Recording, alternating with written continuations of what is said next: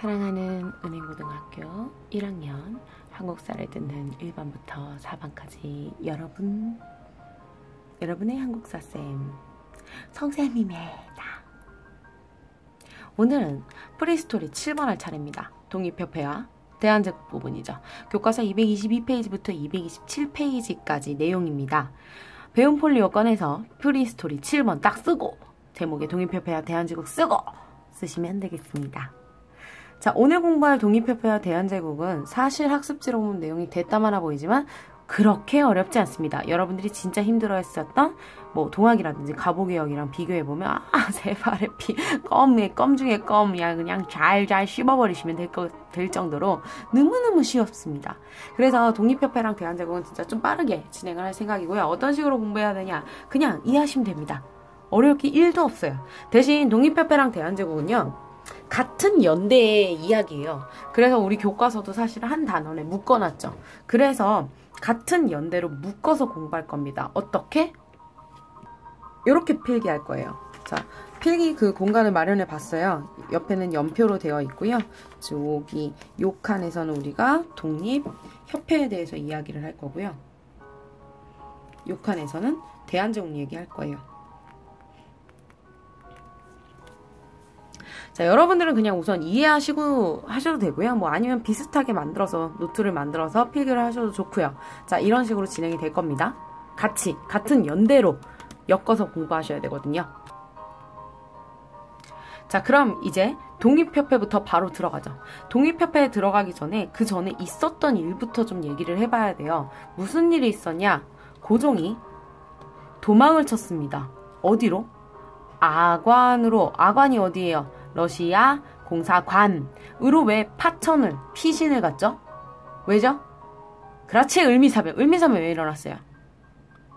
그렇지, 삼국간섭 보고서는 칠러 내각을 꾸리자 일본이 빡쳐서 명성황후를 시해했었죠. 시해하고 나서 그리고 나서 바로 실시했던 개혁이 을미개혁이었고요. 특히 을미개혁에서 여러분들이 꼭꼭꼭꼭꼭꼭꼭 기억하셔야 되는 개혁안이 뭐냐? 단발령입니다. 자, 머리를 잘라버리는 거예요. 머리를 잘라버렸다고. 자, 그러니까 머리를 이렇게 자르는 겁니다. 이런 단발령은 신체발부 수지부모라고 믿고 있었던 우리나라 사람들의 민족의 자존심을 뒤흔드는 결과였고요. 그래서 반발이 무지하게 컸어요. 자, 그 전에 그래서 을미사병과 이런 단발령에 반발해서 일어났던 의병이 뭐냐? 을미의병이라고 합니다. 이 을미의병의 군사를 진압을 하기 위해서 군사를 보낸 틈을 타서 고종이 러시아 공사관으로 피신을 간 거죠. 이게 뭐야? 아관 파천입니다. 자, 이런 상황이 되니까 아관 파천 이후에 러시아 등등에게 이익이 되는 권리, 즉 이권이라는 걸 엄청나게 빼앗기게 됩니다. 자, 이권이라는 건 어렵게 생각하지 않으셔도 괜찮아요. 우리나라에 있는 이 자원들, 땅덩어리라든지 아니면은 나무라든지 물이라든지 이런 것들이지, 광산이라든지 우리나라가 갖고 있는 이 자원을 갖다가 이득이 될 수 있는 것들, 예를 들면 땅에다가 철도 놓으면 기차, 운송비 받겠죠. 자, 나무 베어가죠. 그럼 나무 갖다 팔아서 돈 벌 수 있겠죠. 광산에서 금이라도 캐봐요. 어마무시하게 돈 벌겠죠. 우리나라에 있는 자원을 갖다가 돈을 벌 수 있는 권리, 이득을 취할 수 있는 권리, 이권이라고 합니다. 이 이권을 엄청나게 빼앗아간 거야.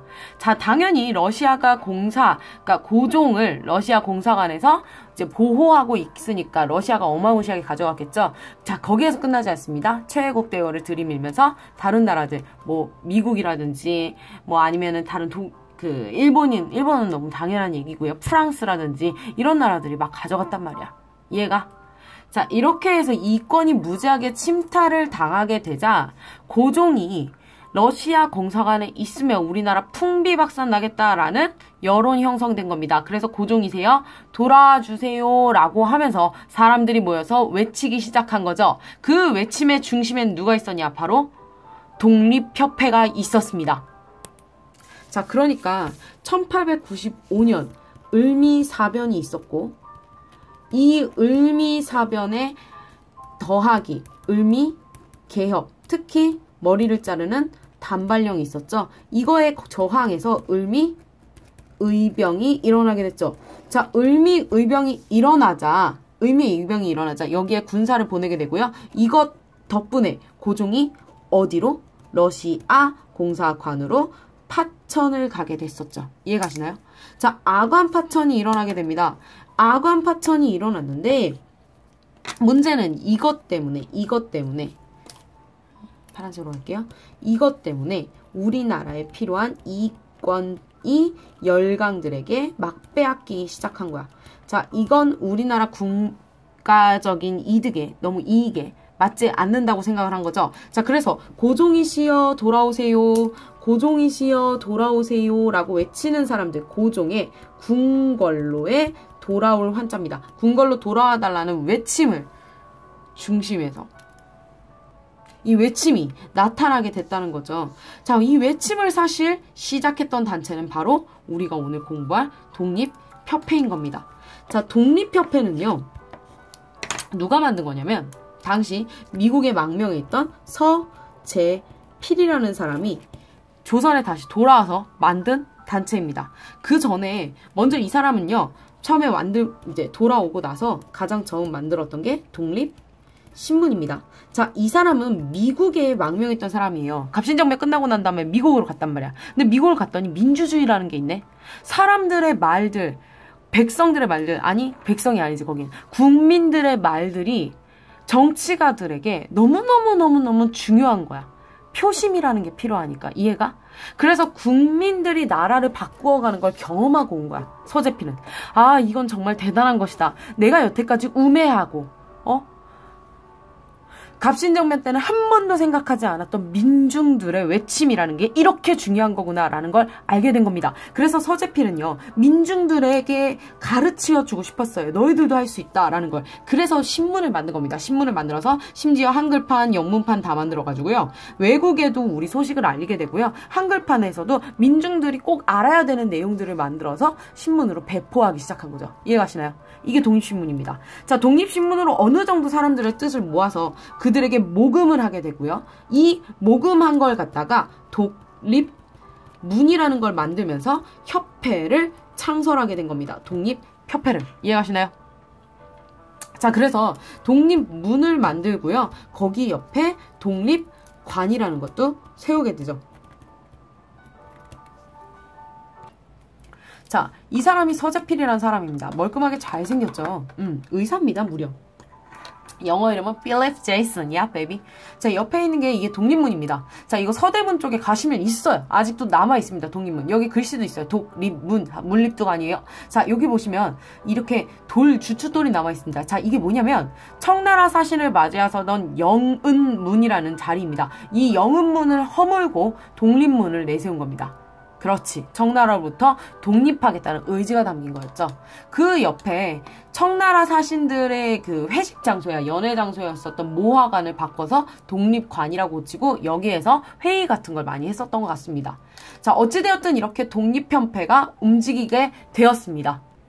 자, 말씀드렸듯이 이들은 이러한 내용들을 갖고, 자, 이러한 내용들을 하고 고종에게 끊임없이 환궁을 요구하기 시작했어요. 자, 국민들의 목소리가 모이기 시작했습니다. 국민들은 다 같이 뜻을 모아서 고종이세요, 돌아오세요, 돌아오세요 하고 시위를 벌였단 말이야. 이해가? 자, 국민들이 시위를 벌인 끝에 결국 고종이 환궁을 하게 되니 어디로 환궁을 했냐? 1897년 고종이 돌아오게 됩니다.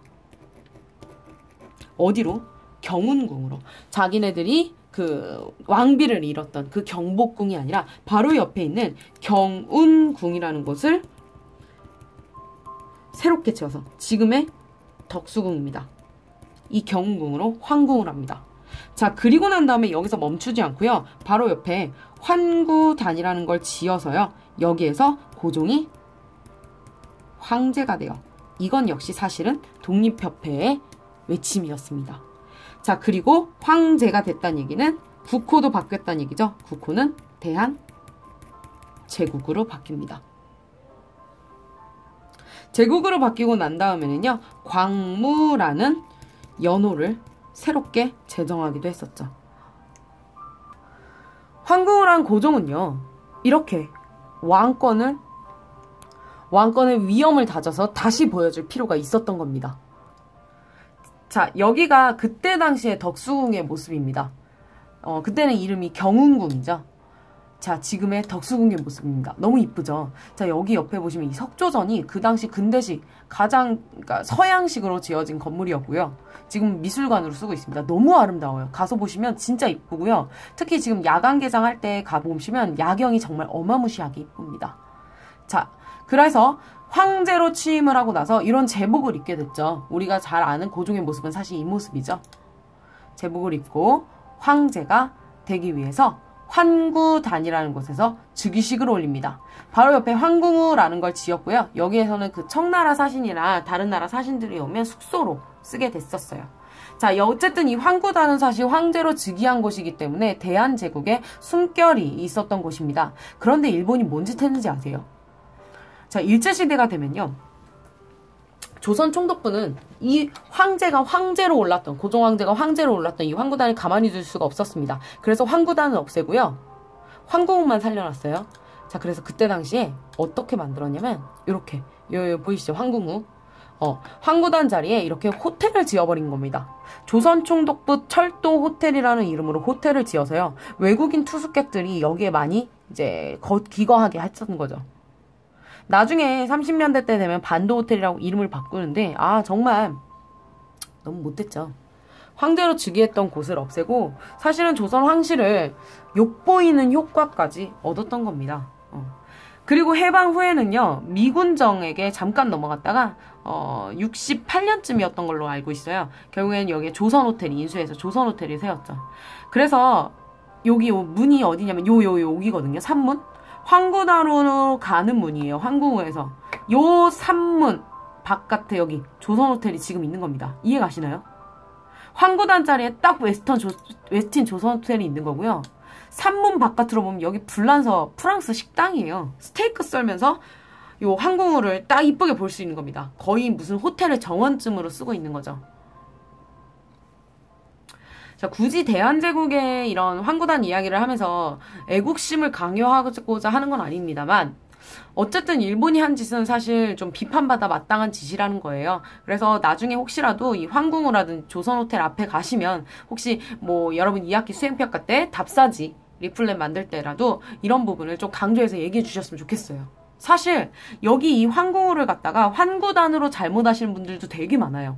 이건 황궁우고요. 황구단 자리에 호텔이 들어온 겁니다. 자, 그럼 이렇게 우리가 대한제국이 만들어진 걸 봤었죠. 자, 그럼 다시 독립협회로 넘어올게요. 자, 왕의 황궁, 고종의 황궁, 이들이 원했던 목적은 이미 하나는 이뤘어요. 이해가 가? 황궁을 하게 시켰죠. 자, 이제 그러면 이들은 자신들이 원하는 우리나라의 독립, 우리나라의 개혁, 우리나라가 강해지는 것, 즉 대한제국이 대한제국으로서 오롯이 서 있을 수 있는 독립을 꿈꾸게 됩니다. 그게 바로 독립협회가 꿈꿨던 나라죠. 자, 그럼 독립협회가 꿈꿨던 나라를 만들기 위해서 이들은요, 사실 3가지 방향으로 운동을 벌이게 돼요. 1897년부터 98년 초반까지 계속 이어지게 되는데, 바로 첫 번째, 우리의 국권을 찾는 운동을 펼치게 되니 이걸 자주국권 운동이라고 합니다. 자, 기본적으로 자주국권 운동은 어디에 향해 있는 경우가 많았냐면 바로 러시아에 반대하는 운동을 많이 진행하게 돼요. 그래서 러시아가요, 사실은 아관에 있을 때부터 계속 주구장창 요구했던 건데 바로 저령도라는 우리 섬을 빌려간다, 조차하려고 했었고요. 자, 그리고 한러 은행을 만들어서 러시아 화폐를 우리나라에서 쓰려고 했었어. 무려. 자, 그런데 독립협회가 이걸 시위를 통해 막아냅니다. 지속적인 이들의 토론회를 통해 이걸 막아내요. 자, 아까 말했던 저령도가 어디냐면 여기예요. 여기. 거문도 위쪽이 여기. 대마도랑 사이에 있는 데고 부산 바로 밑에 있습니다. 러시아는 여기 밑으로 가서 일본이랑 이제 좀 일본을 견제하기 좋은 항구가 좀 필요했던 것 같고요. 이 저령도를 빌려가려고 했다는 거예요. 조차라는 게 뭐냐면 일정 기간 동안 우리 땅을 얘네가 빌려갑니다. 그럼 빌려가면 여기에서 나는 모든 수익부터 시작해서 여기에서 나오는 세금이며 뭐며 사실상은 여기에 지네들 나라를 만드는 거예요. 아니, 이 땅을 기한부로 뺏어가는 겁니다. 이게 조차예요. 자, 이래서 이들의 반러 운동은 사실상 거의 성공을 하고요. 자주국권에서 끝나지 않고 자유민권운동으로 이어가는데요. 와, 여러분 이게 얼마나 대단한 건지 아시겠어요? 민권이에요, 민권.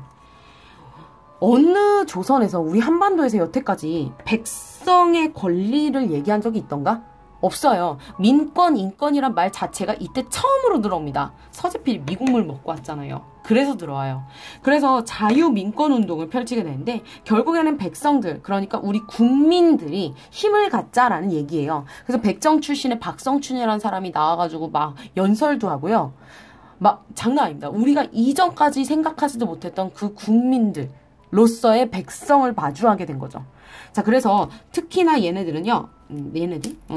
독립협회는 만민공동회를 자주 열어서요. 국민들, 백성들이 스스로 토론을 이끌어가게끔 만든 겁니다. 백성들을 주인공으로 만든 거예요. 국민들을 주인공으로 만든 겁니다. 이해 가시나요? 자, 여기에서 그치지 않고요. 요 자유민권의 운동의 결과 이들이 나중엔 썩어빠진 내각을 갈아치우기까지 해요.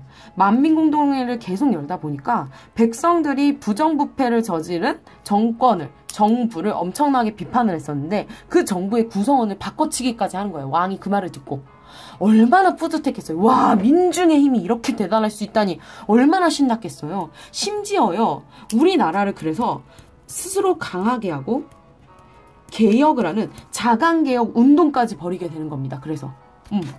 그래서 요때는요, 만민공동회에서 끝나는 게 아니라 만 명의 백성들이 모이는 공동토론회에서 끝나는 게 아니라 관리들까지 함께하는 관민공동회를 개최하게 돼요.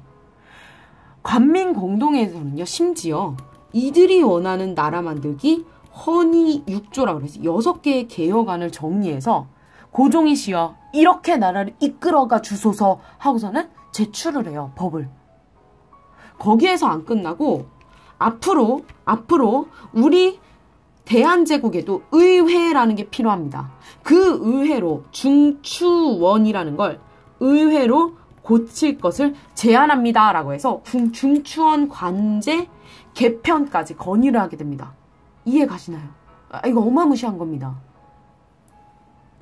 어떻길래 선생님이 자꾸 어마무시하냐라고 얘기하는지 좀 들어볼게요. 우선 관민공동회의 모습입니다. 이렇게 많은 사람들이 저작거리에 앉아요. 그러면은 민중이고 백성이고 관리들이고 너나 할 것 없이 연설을 하는 겁니다. 그러면 다른 사람들이 듣고서 옳소! 하고서 박수치고 그건 아니야! 이러면서 토론하고 막 이러는 거예요. 너무 멋있는 자리지 않습니까? 자, 이렇게 관민공동회의 결의문, 헌의 6조라는 걸 만들어서 고종에게 바치죠. 1조, 외국인에게 의지할지 말 것. 국가재정은 탁지부에서 정관하고 예산과 결산은 국민에게 고하고 측임관을 임명할 때 정부의 그 뜻을 물고 피고의 인권을 존중하고 정해진 규정을 실시하고. 얼마나 좋은 얘기들이 많이 나왔는지 몰라요. 그런데 그 중에서 제일 중요한 건 중추원 의장과 대신이 합동 날인해서 계약과 조약을 맺읍시다 라고 얘기한 겁니다. 이해 가시나요? 자, 중추원 의장이라는 게 법을 만들 때, 조약을 체결할 때 중요한 관직 자리로 달란 얘기입니다. 그렇다면 그 중추원을 어떻게 만들 생각이냐? 이겁니다. 중추원 관제를 만들게 되는데 1조, 중추원은요, 무엇을 중추원이라고 할 것이냐? 첫째, 법률, 칙령이 제정되는 것, 폐지되는 것, 개정하는 것을 다 얘가 담당한다는 거야. 이해가니? 의회예요, 의회. 국회입니다. 현대식 국회. 자, 그래서 2조 보면 더 충격적인 건 이거야. 이 중추원에 있는 사람들은 절반이 독립협회 중에서 뽑아간다는 거야. 이해가? 독립협회 사람들이 중추원으로 나아간다는 거야. 이전에 과거제를 통해서 양반님네들만 계속 간직할 수 있었던 그런 시절이 아니라 독립협회 사람이라면 이제 국가의 법을 만들 수 있게 된 거야. 정말 국회인 겁니다. 이게 되기만 했다면요. 되기만 했다면요 하는 거 보니까 안 된 것 같죠? 맞습니다. 안 됐습니다. 자, 이때쯤 되니까 고종 황제에게 대한제국을 선포한 고종 황제에게 아, 얘네들이 너무 힘이 세지는데? 하고서는 계속 신경 쓰였던 보수 관료들이 모함을 한 겁니다. 자, 황제시여, 잘 들어보니까 얘네들 말을 잘 들어보니까 의회를 만든다는 거 보세요.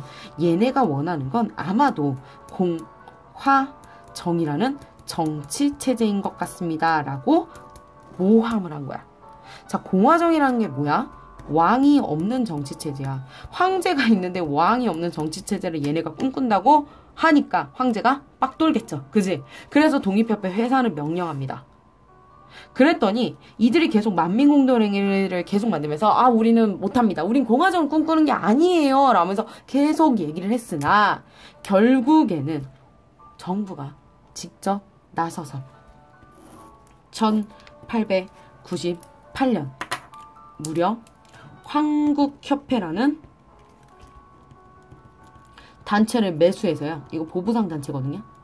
근데 이 단체를 매수해서 결국엔 만민공동회를 해체시키고 독립협회도 해체시키고 독립협회는 그래서 1898년 12월 끝나게 됩니다. 좀 가슴 아픈 게 어떻게 바뀌었을지 모를 것 같아요. 중추원만 됐어도. 근데 우리는 또 기회를 잃은 것 같아요. 아프죠. 자, 어쨌든 이제 독립협회는 끝이 납니다. 자, 그러면 대한제국은 독립협회를 이제 망가뜨려 놨으니까, 없애버렸으니까 이제 뭐라도 해야겠죠. 자, 왕이, 황제가 스스로, 내가 스스로 개혁을 해보이겠다 라면서 개혁을 울부짖게 됩니다. 자, 여러분, 고종 황제가 개혁을 했다 그랬어요. 그런데 연호인 광무영간에 했다 그래서 1899년 대한제국에 환궁 후 만들었던 대한제국의 고종 황제는 1899년 광무 개혁이라는 걸 실시하게 됩니다. 개혁의 내용은 굉장히 단순합니다. 자기가 황제의 권한을 강화시키기 위해서 한 개혁이에요. 그래서 컨셉은 이겁니다. 황제 짱. 물론 그러면서 상공업 같은 것도 많이 진흥하고요. 국가의 그 국방력을 강화시키는 데 많이 주력을 하죠. 그래서 좋은 것도 정말 많이 했어요. 그런데 그 중에서도 우린 엑기스만 좀 기억해 둡시다. 자, 먼저 첫 번째로 원칙이 뭐였냐면 구본 신참이었어요. 구본 신참이 뭐냐면 옛구자, 옛날 걸 근본으로 삼고 새로운 신자, 새로운 걸 참고로 한다라는 뜻입니다. 구본 신참을 원칙으로 삼고요. 개혁을 실시하게 됐는데, 그러니까 새로운 것들도 실시를 해야 되니까 돈이 필요하잖아. 그래서 돈을 찍어내요. 새롭게 또 백동화라는 돈을 재원으로 활용을 하게 됩니다. 이해가세요? 재원으로 활용하기 위해서 백동화라는 걸 찍어내게 되죠. 그러면서 이들이 뭐라고 반포를 하냐면 대한국 국제라는 법을 반포하게 되면서 나 앞으로 이렇게 개혁할 거다. 우리 대한국이라는 대한제국은 어떤 나라이냐라는 걸 선포하게 된 거야. 자, 대한국 국제입니다. 대한국 국제는 솔직히 말씀드릴게요. 굉장히 구분하기가 쉬워요. 대한국은 대한국. 대한국 대왕제는 무한한 군주권을 누린다. 보이시나요? 얼마나 시대착오적입니까? 자, 이게 그때 당시에 재원으로 활용했던 백동화입니다. 여기 보시면 광무 6년 하고 써있어요. 보이세요? 이거 5전짜리입니다. 5전짜리. 큰 돈이에요. 대한 써있고요. 이쁘죠? 되게 이쁘게 생겼죠? 그래서 그 상평통보 대신 백동화도 좀 찾아보고 싶은데 이거 좀 없더라고요. 이건 좀 어렵더라고요. 자, 그러면 어떤 개혁을 했는지 좀 볼까요? 대한국 군제라는 걸 반포하고 백동화를 사용해서 개혁한 것 중에서 꼭 기억해 두셔야 되는 건 요거입니다. 대부분은 경제적인 건데요. 첫 번째로 양전 사업을 했어요. 토지를 다시 측량을 다 한 거예요. 측량을 하고 난 다음에 근대적인 토지 소유권을 증명하는 문서, 근대적인 토지 소유권 증명 문서인 지계라는 걸 발급하게 됩니다. 그 전까지는 얘들아 그냥 굉장히 뭐랄까 그러니까 예전에 조선시대 때 썼었던 그 토지대장은요. 사실 세금을 걷기 위한 목적일 뿐이야. 그러니까 이 사람의 소유권을 증명하는 문서가 아니었단 말이야. 그냥 세금만 거두면 돼. 그런데 이건 달라요. 이 지계라는 건 달라요. 자, 이게 지계인데요. 지계라는 건 이 사람이 이 증을 갖고 내가 이 땅을 갖고 있다라는 걸 증명하는 문서야. 그러니까 이 문서가 있으면 얘는 이 땅의 소유권을 보장받을 수 있다는 거야. 이해가니? 그래서 다른 사람들이 이 땅을 만약에 뺏어가려고 할 때 이걸 갖다가 들이밀면서 내 걸 지켜낼 수 있는 거야. 옛날 토지대장 갖다간 그게 안 돼. 왜냐면 소유주를 증명하는 문서가 따로 있는 건 아니거든. 땅 문서가 효력이 없었는데 이건 효력을 갖게 돼요. 이해가세요? 근대식 토지 소유권 증명서입니다. 아주 좋은 거예요, 사실. 자, 그리고 화폐 제도도 바꿔요. 우리가 갑오개혁 때 본위화폐를 뭘로 정했는지 기억나세요? 은입니다. 은, silver. Yeah, baby. 자, 그런데 그거보다 조금 더 약간 그 황제스럽게 바꾼 거예요. gold. Yeah, baby, gold, gold. 그래서 금본위 화폐 제도를 채택합니다.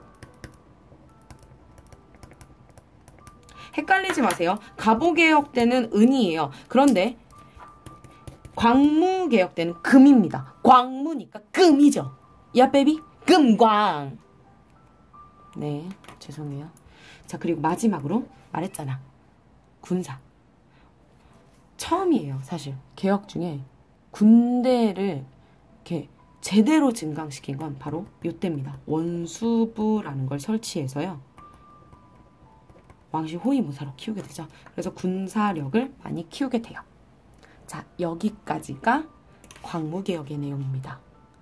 자, 그런데 안타까운 건 뭐냐면요. 1899년부터 광무개혁을 실시를 해요. 그런데 일본이 이걸 그대로 뒀단 말이에요. 뒀었던 이유는 뭐냐면요. 우리가 사실 뭣도 안 돼서예요. 우스웠던 겁니다. 이들이 제거할 대상은 이 조선의 황제나 독립협회가 아니야. 솔직히 말씀드릴게요. 이들이 가장 무서워했던 건 동학농민군인데 그 동학농민군은 해치웠잖아. 그러면 얘네들은 사실 뭣도 안 되는 거예요. 이들한테는. 그래서 얘네들의 가장 큰 적, 러시아를 제거만 하면 됐던 겁니다. 일본은. 그래서 러1 전쟁을 1904년에 일으키기 시작하면서 본격적으로 국권 침탈을 시작하게 되죠. 자, 여기까지가 독립협회와 대한제국 프리히스토리 07번이었습니다. 나 로고 만들었어. 됐다 귀엽지? 자, 그래서 우리는 이 독립협회와 대한제국에 대해서 공부를 했고요.